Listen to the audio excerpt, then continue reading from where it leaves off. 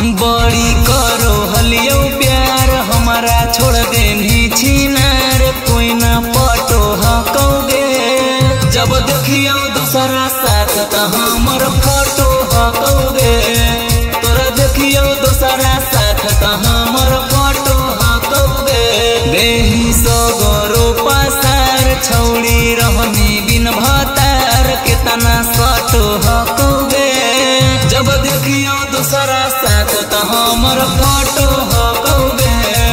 तोरा देखियो दूसरा साथ तो हमर फोटो हकोगे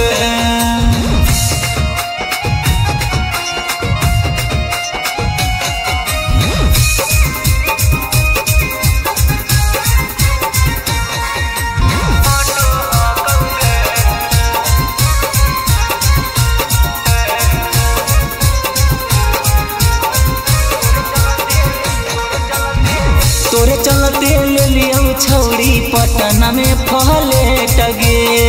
तब तक होगे भी जाके दोसरा से टगे तू बदल गेली गे छौड़ी ढल गेली गे जाके दोसरा के प्यार में पिघल गेली गे पहले हलियो भतार देबो हनी लगातार अब नहीं ऑटो हकोगे जब देखियो दूसरा साथ तो हमर फोटो हकोगे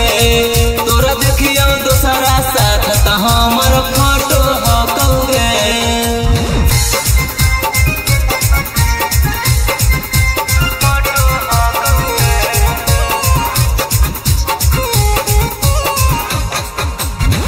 करे नहीं देबो तोरा हम मन मानी